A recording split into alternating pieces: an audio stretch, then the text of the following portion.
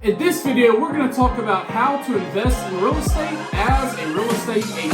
Welcome back to another episode of Gulf Coast Investing, where we talk about all things investing right here on the Gulf Coast. My name is Casey, and I would love if you would like this video and consider subscribing to my channel for more great content just like this. So today, I wanted to speak to the real estate agents and potential real estate agents about investing in real estate. So I think investing in real estate is one of the smartest and the best moves to do as a real estate agent to help me buy a house if they've never bought a house before. So number one, it's just good practice to, hey, if you bought and sold a house, you've been through the hassle of it. You've been through the showings. You've been through the negotiations. You've been through the highs, the lows, the mortgage, the applications and all those kind of things you need. You've been to a closing table, you ran through contracts, all that kind of stuff. The experience that you have can really help so you can relate to your clients and things like that, because you get the experience, you get the practice, and you can literally tell, your fellow, clients and first-time home buyers and things like that, hey, I own my own home. I've been through all this. It's going to be a crazy road, but that's what I'm here for, to guide you along the way. Even more so if you're helping clients that are buying investment properties. If you own your own investment property, you can help educate them on LLCs and how you set your property up. And if you self-manage or have a property management company, things like that, that experience goes a long way.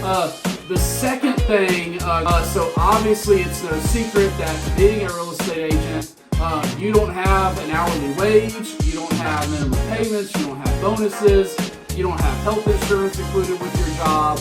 You're on your own for that. You also don't have retirement and 401k. Investing in an investment real estate property, that's literally good. You're going to go rent it out short term or long term, even if you're going to flip properties or things like that. You're helping build your wealth outside of just the sale. So you're not having to live for the next sale. You have your own investments going on and your own deals going on. So you have an extra stream of cash flow. And again, you have that built up. You're kind of building up your own retirement and 401k and all that, but through real estate, which has all kinds of awesome advantages and tax advantages and all that on, more than some traditional investments and all those kind of things have. So again, I think it's a great idea as far as that goes. So wanted to now talk about some things that you may not know if you're an agent or maybe wanting to become an agent.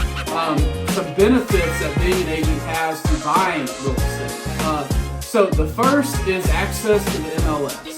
So there are, this day and age, other systems that are going to help. They kind of mirror the MLS, which is the multiple listing service.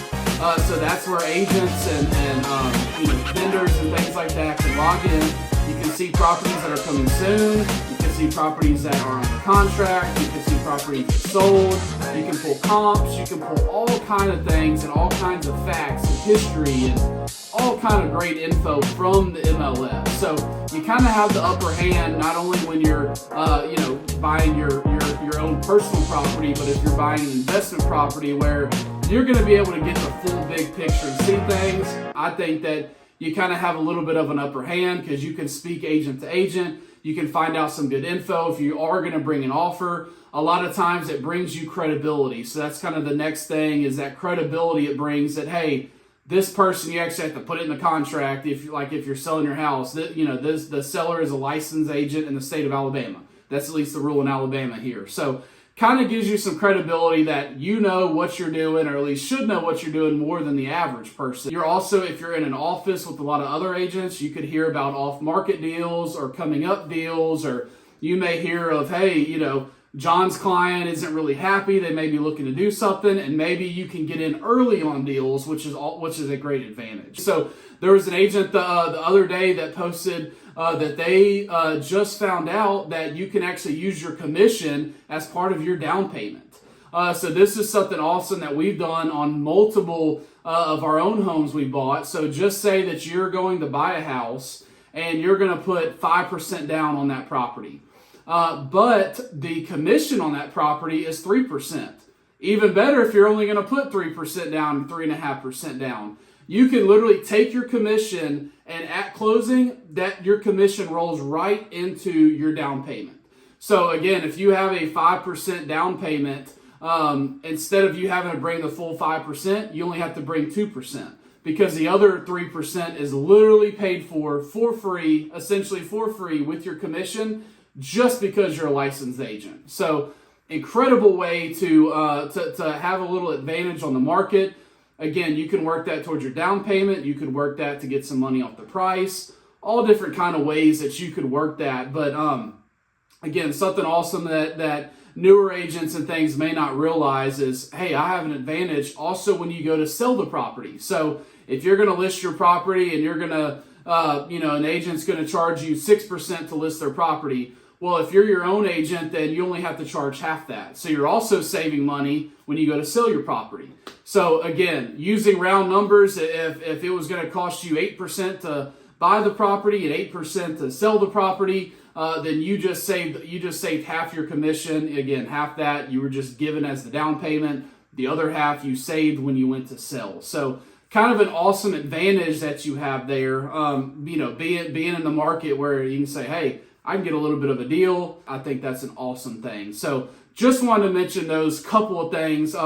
If y'all have any other ideas or any other things to say, hey, I love these advantages of being an agent, whether it's X, Y, getting to see properties earlier, going to open houses, meeting the people I get to meet, which I think is an awesome advantage, and things like that.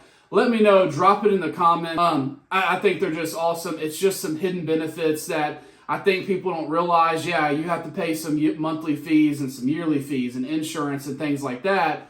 But in the end, it ends up, paying for itself, especially if you're investing, if you're buying multiple properties and you get to keep using your commission as part of your down payment and things like that. You are really saving a lot of money on the front end and the back end, which I think is awesome. So hope this video helped you out. Hope you have a great week, and we'll see you next week.